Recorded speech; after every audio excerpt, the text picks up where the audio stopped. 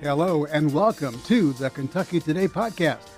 I am Lawrence Smith, the editor of Kentucky Today, alongside our Kentucky Today crew. Life Issues reporter Tessa Redmond. Hi, Tessa. Hi. And managing editor Mark Maynard. Hello, Mark. Hello. Chip is off this week, so we'll continue trudge along without him this week. But let's begin with the war in Iran. And things are fast moving.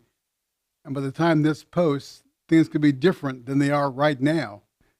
But it appears we have stepped back from the brink just hours after President Trump threatened to bomb Iran back to the Stone Age. And he threatened that the whole civilization, as he said, will die.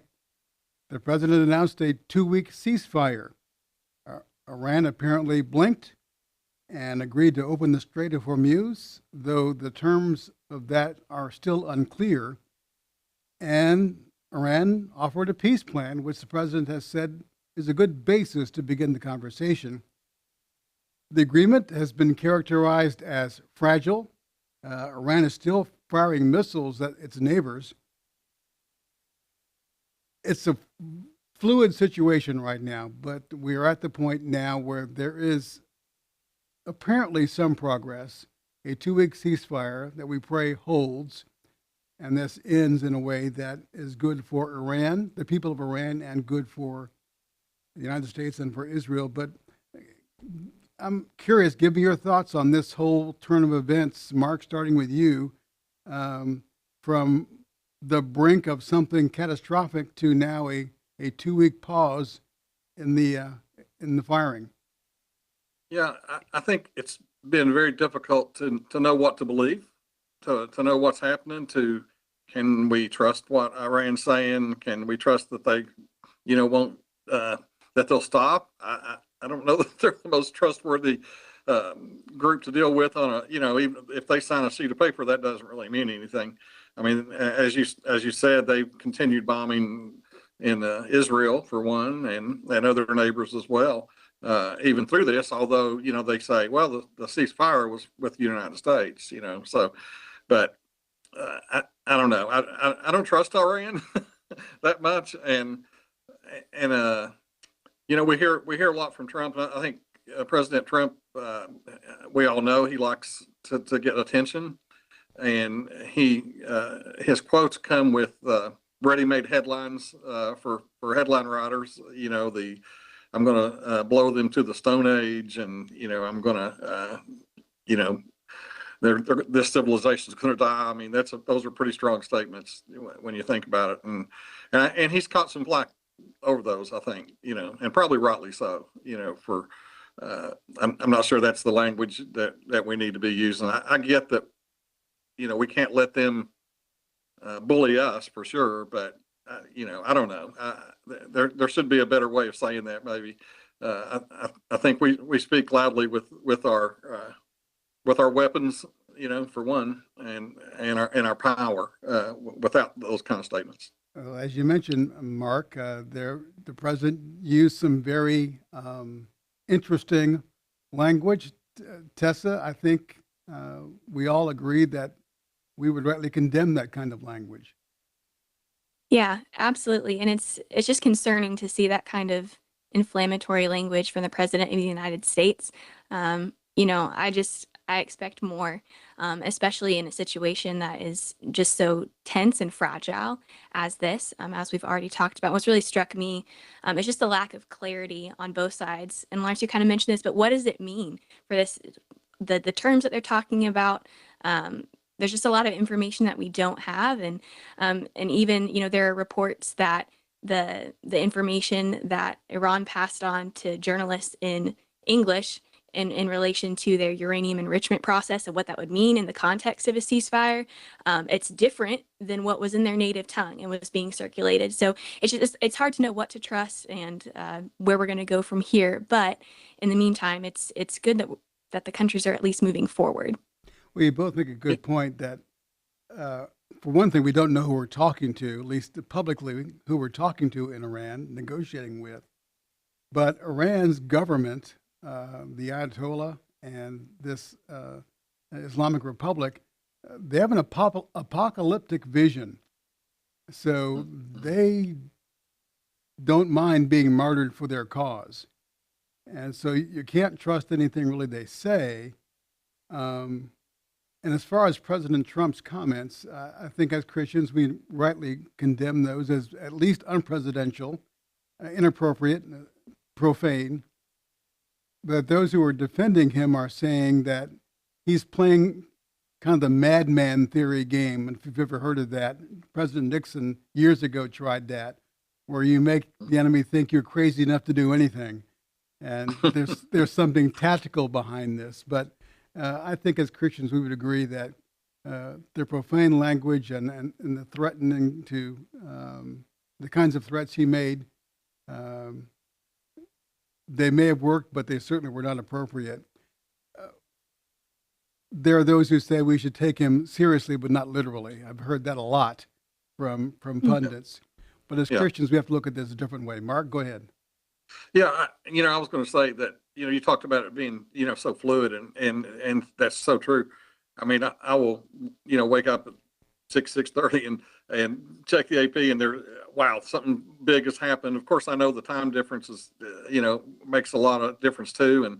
And President Trump, know when he's going to fire off an email. It might be 3 in the morning. It might be, 8 at night. It could be almost any time. And that usually has a lot of colorful language as well, with whatever he's dealing with, and especially it's been that way with Iran. So I don't know that we're going to see the end of this anytime soon. I hope we do, and I hope the ceasefire holds. But they're going to be watching each other so closely that I don't see any way this ceasefire is going to hold. They're going to be coming at each other one more time, and I just hope and pray we don't lose more. More of our military men and women that are over there. Let's go there next. Let's go there next. In fact, Mark and Tessa, I want you to weigh in on this as well. We have to acknowledge the heroism and tactical brilliance of our military and the CIA for rescuing the pilot and the weapons officer whose plane was shot down in Iraqi, or rather Iranian territory. Yeah, I thought it was unbelievable when you read all that happened there. And you know what struck me was that there were actually Iranian civilians who helped the pilot, who helped hide him and move him. As of course, he had a bounty on his head, and I don't know if if they'd have captured him, if they'd just shot him there or what they'd have done, but it wouldn't have been good. And actually, they were sympathizers with the U.S. They don't like what's going on in Iran, and I think that's probably the case more than Iran would want to say for sure. That even some of their own citizens don't agree with the things that they've done. So it was a miraculous rescue, though, and he stood like between two rocks for a long time. I mean, it was wow. They say those guys are prepared for that, though, that they actually train for that. If you go down, here's where you go, here's what you do. And that's great. I'm glad they did, because it's great that he was rescued, and the other one as well. Tessa, your thoughts on that? I'm just so grateful. We've already lost several American lives in the course of this conflict. So the fact that they spared no expense to bring these soldiers home, I'm just so grateful. I'm grateful they're okay. And it's just fascinating to read about the strategy, even in the communication sphere, and how they use that to their advantage to be able to shield all those who were involved in bringing the soldier home. So I'm just thankful things turned out the way that they did.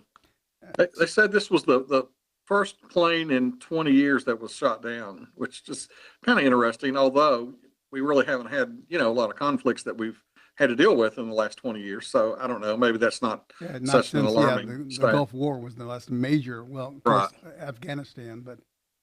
Right. But anyway, that's what I read. It was the first one in 20 years that had been, shot down. So interesting. Well, we'll certainly keep an eye on this fast unfolding situation, and we'll have the latest, of course, on Kentucky today. But we just certainly prayed that, as you said, that this ceasefire does hold, and there's an end to this conflict in a way that benefits both the Iranian people. And the question is, you mentioned, Mark, that this pilot may have been helped or weapons officer may have been helped by Iranians. We hope that their sentiment is widespread, that most of the Iranian people want to see this government go. We hope that's the case, but we do pray that this ends well for the United States, for the Iranian people, and for Israel and Iran's neighbors as well. All right, there's some other things besides the war that you guys wanted to talk about. Mark, let's start with you. What were your top stories this week you wanted to talk about? Well, I got a couple, and both of them are through KBC programs, actually. And one is about weight loss for pastors and just healthy habits for pastors. Harold A Best, subject close to our hearts, by the way. yes, absolutely. Harold Best, has done a great job in getting all that organized. He's our financial consultant and our health fitness kind of consultant. Yeah, And wellness. wellness, right. And he's worked with several pastors who have formed a cohort group who are encouraging each other. And there's been a lot of weight loss from these guys. I know my pastor, Josh Schmidt, has lost, in fact, the day I called him to talk about this story, to ask him about it, he had lost 100 pounds at that point. And, you think about 100 pounds, that's like a person you've dropped. And I had a couple of pictures that actually from his Facebook page, that he had one with his one of his oldest son, Benjamin, who was standing with him at Great American Ballpark. And that was last October. And then another picture of him cutting his belt loop, and for about the 6th or 7th time at the church. And you can see it's striking. That picture tells a lot right there, I think.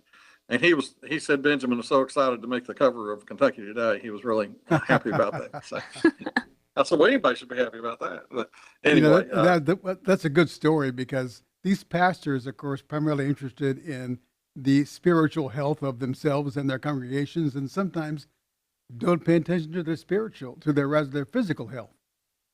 yeah, and I think Josh made a good point in the story, in that, how can he talk to somebody about sin if, this is him quoting, he's saying, I have a sin of gluttony. How can I tell them that they're wrong, and look at me? So he's taking care of that. He's trying to make himself a better example.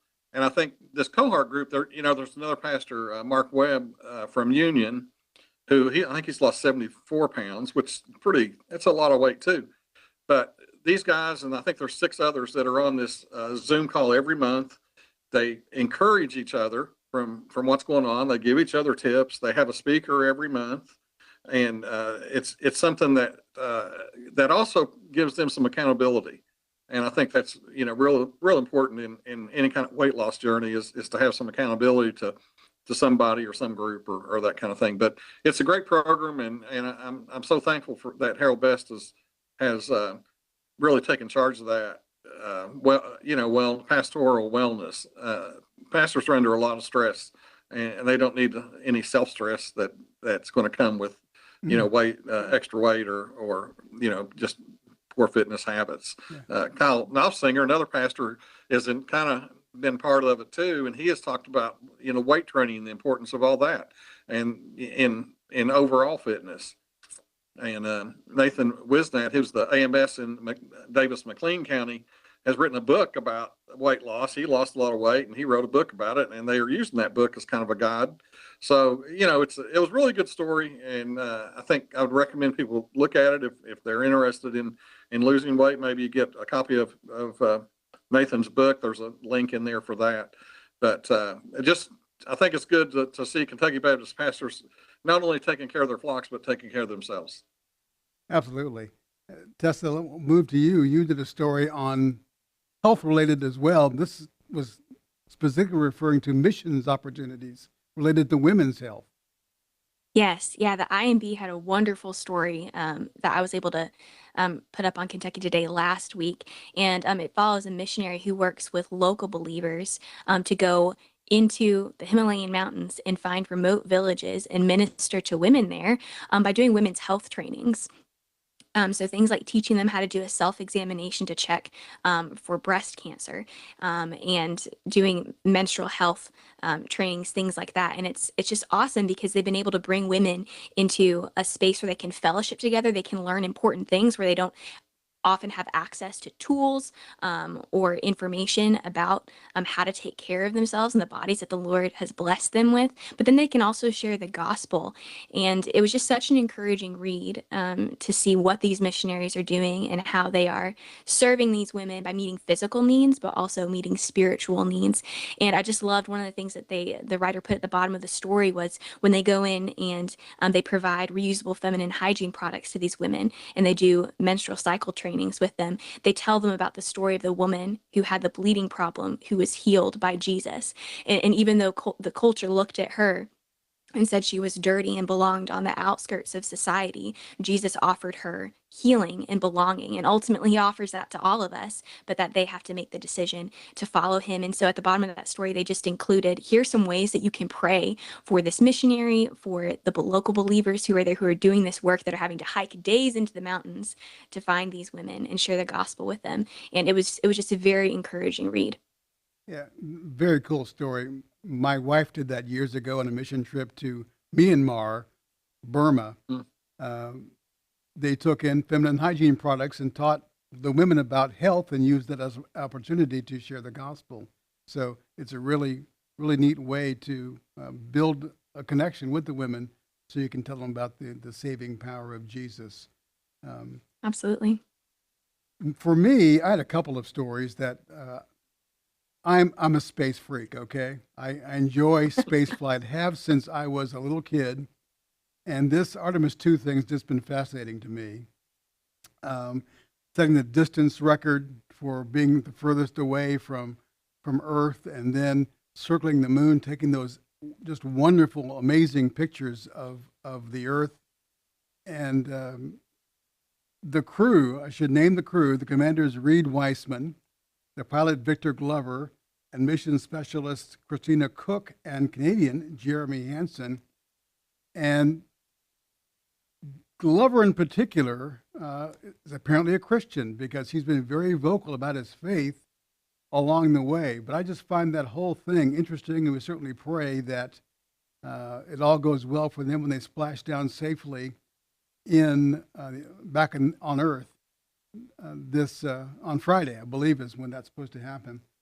But I've been fascinated by that. In fact, one of the places I worked in television was in Houston, so I was very close to the space program. In fact, I was there when the Challenger exploded and saw how that affected that entire community. And now the churches held prayer services, including the church I belonged to at the time, First Baptist Houston, held prayer services after that. So I was just fascinated by that whole thing. And your thoughts? What were you thinking as you were watching some of the space stuff?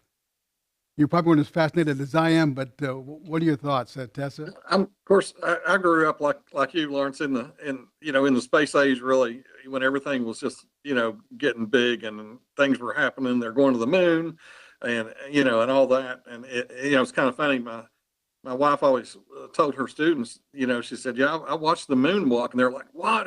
How old are you?" It's like, yeah, we get that, but it's it is fascinating to see that, and it's kind of interesting that we've walked on the moon, we've been on the moon, but we kind of stopped, and that was it. And now we're going back and kind of checking things out, I guess, and Preparing to set up a moon base, a permanent base. yeah, eventually set up the moon base, and I guess that's the start of this. I mean, trillions of dollars spent, on these rockets, and all that they've done with them is it's really incredible to think, of going into space. I mean, would you do that? Would you get in one of those rockets? Yeah, I don't know. I'd be tempted, especially when I was Yeah. younger. And Well, in fact, I'll when tell I, you when one I thing, worked in Houston, NASA had begun a program to take a journalist into space. And one of Yeah, the wow. folks Oh, wow. that I was working with was kind of on that short list. But after Challenger, of course, that all changed. Yeah. Tessa, you of course were not around when the Apollo program was going on. So give me your thoughts on what you're No. watching. Well, My mom is from Houston, and so I grew up in that area. I've been to the Space Museum down there. I was actually telling my husband Michael last night, just reminiscing on what it was like to be there and realize that we have more technology in our pocket now than what they had when they sent men to the moon. And I've just been reflecting on, back, I believe it was in 1968 when they were orbiting the moon, reading from Genesis 1. And I was just thinking how much times have changed.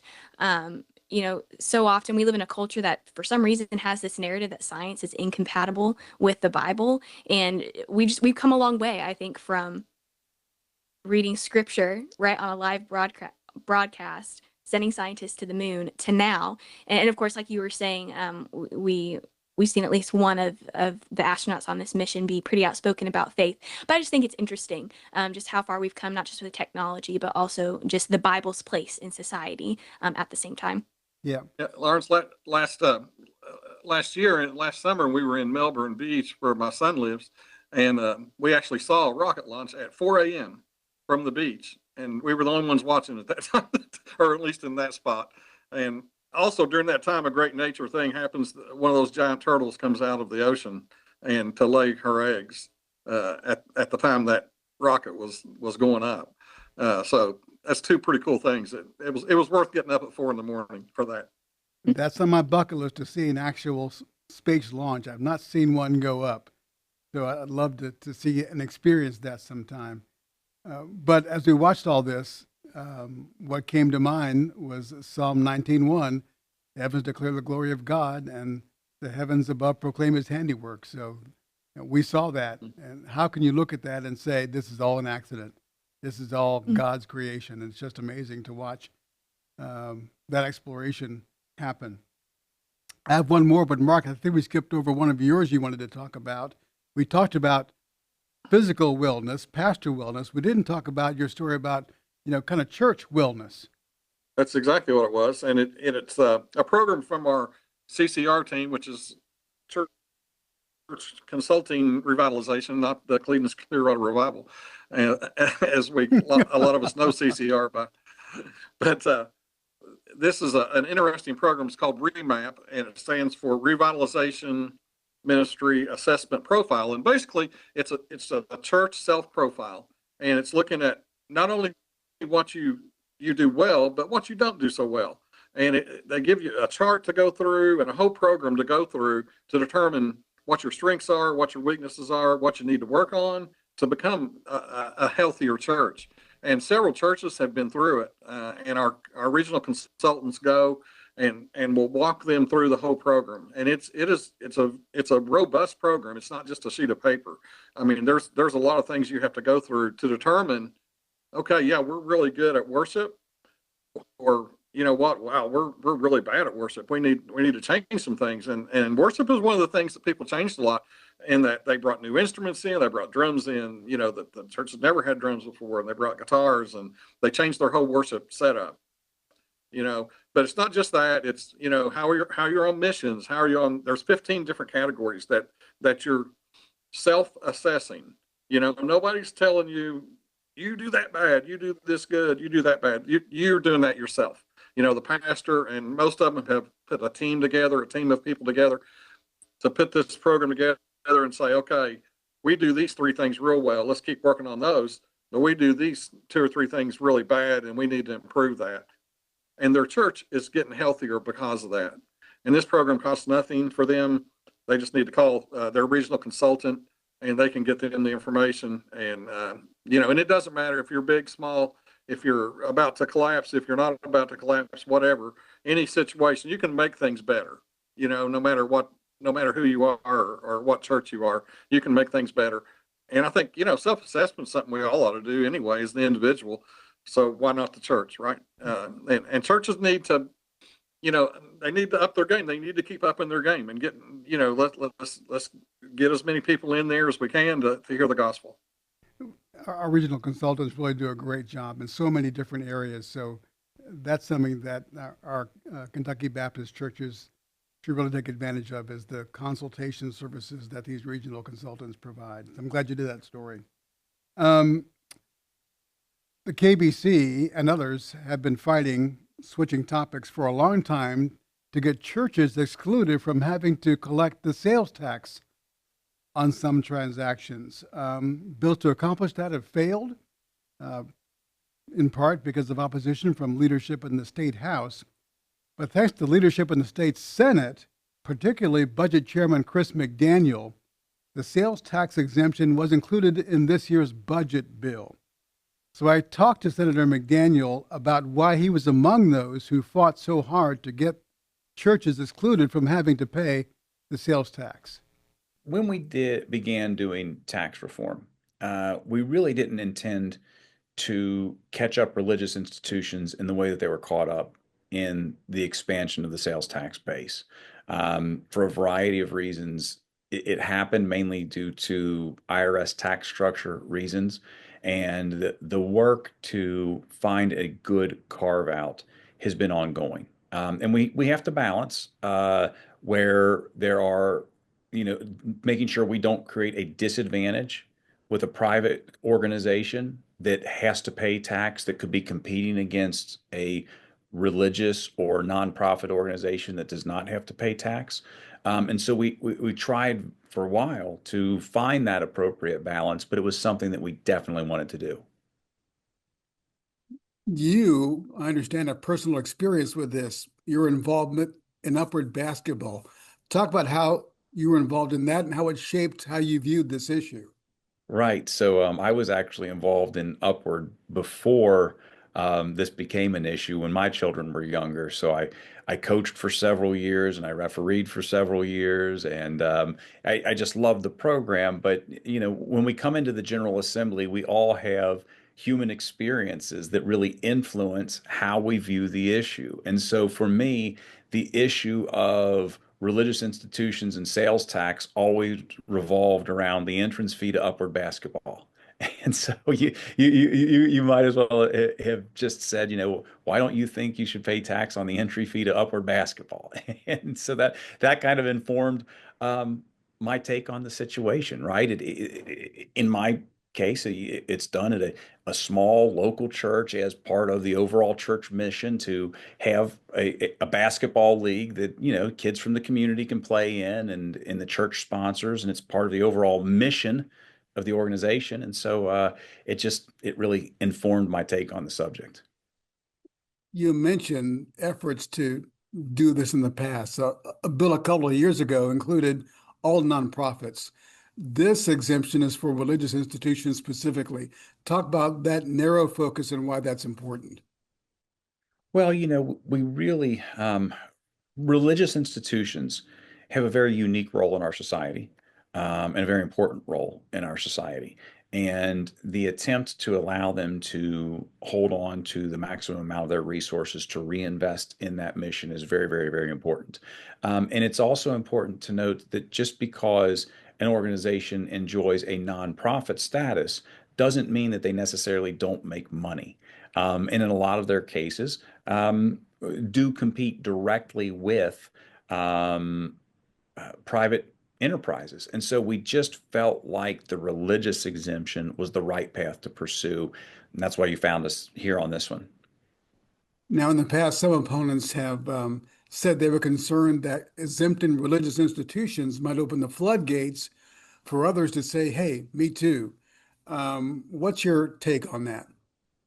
Well, that's certainly a potential. And there will be organizations, I have no doubt, that will say, well, if you did it for churches, why shouldn't you do it for insert other good societal cause here, right? And so that will be a debate that this certainly creates. But we felt like for sure the right policy was churches and religious institutions in the current time.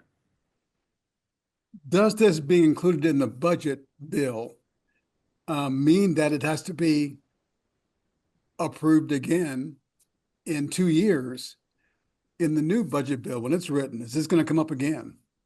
Well, it actually occurred in the revenue bill. And so it's slightly different because a revenue bill actually has some sections that have to come up in 2 years and some sections that are permanent. I believe that this fell into the section where we will revisit it in 2 years. And if we have to, then we'll take a look at that time. But it is an issue that enjoys broad support throughout the General Assembly. That's Senator Chris McDaniel, among those who championed the sales tax exclusion for churches in the budget bill. And as we talked about, it's unclear as to whether we'll have this fight again in 2 years. We'll be keeping our eye on that. I'm going to close with this, though. NCAA basketball. Michigan Listen, ended up winning the championship. And I have to say this, we had a little competition, a bracket competition here at the KBC. No betting, of course, but we did have a competition to see who would win, who would have the best predictions for the basketball championship. And the winner was Tessa. Tessa, Yes. who admits she knows nothing about college basketball, actually did the best in the bracket competition. So, Tessa, what's your secret? There is no secret. I guess I just didn't care. And so I don't know if that contributed. But I'm so glad you brought that up. Yes, I have not yet been presented a prize, but I'm very honored to have taken first place, and go Michigan. Congratulations for outflanking all of us who pretend to be experts in college basketball. But of course, Mark, now all eyes are on the transfer portal to see what kind of team both UK and U of L and others can assemble.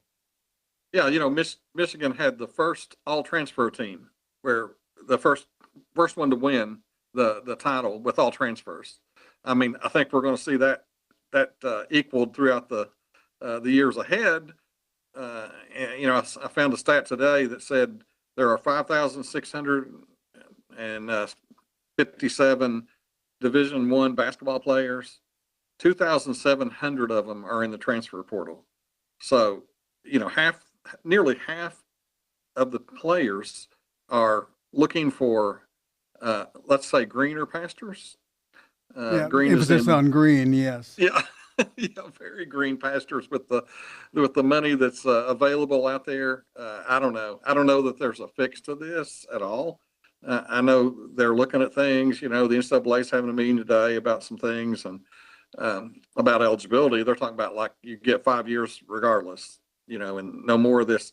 There's a player that played for Kentucky that originally, Cameron Fletcher, he's at High Point. This is his 7th season in college basketball. Now, I know you get hurt and things happen, but wow, is that just crazy? 7 seasons. Well, anyway, that's crazy. I mean, I don't mind players receiving fair compensation, but there's got to be some guardrails around this, some regulations and rules, some caps on salaries maybe. They can pursue NIL deals all they want, but as far as, pay for play, there's got to be some guardrails around that and about transferring. And, you got to keep in mind what universities are supposed to be all about, which is not sports, but education. So. Yeah. And I mean, are these guys even going to class? Really? Well, they have to. Interestingly, this came up the other day in a discussion that I was part of. They do have to still qualify academically, so they can't skip class. Yeah.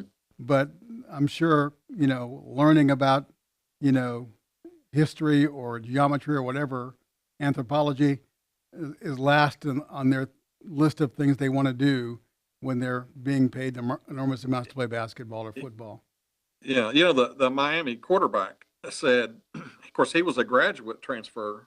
He wasn't just, he'd already graduated at Georgia, and he put his name in the transfer portal and went to Miami, and he had never been in a class at Miami because he was taking one online class, because he was a grad student. So he was taking one class only and was playing football, and he said, I've never been to a class. I mean, did he even check in online? Probably not, because he was talking about how he spends every hour of every day at the facility there, watching film and whatnot. I don't know where it ends. It's but it's as long as the fans come and the donors come and fill the coffers, then, who knows if it'll ever end. It just Well, seems to be it's unsustainable. it's Yeah. a big fix, and if we could fix it, we wouldn't be sitting here. So, You're right. but we'll end with congratulations again to Tessa for outsmarting all of Yes. us in our brackets. Congratulations, Tessa. Thank Your you. strategy was great. There Well, was thanks for none. watching and for listening to the Kentucky Today podcast. Please tell others about KentuckyToday.com and about this podcast. And for more on the Kentucky Baptist Convention and the cooperative program that makes this and so many other programs possible, go to kybaptist.org. Lord willing, we'll see you next time on the Kentucky Today podcast.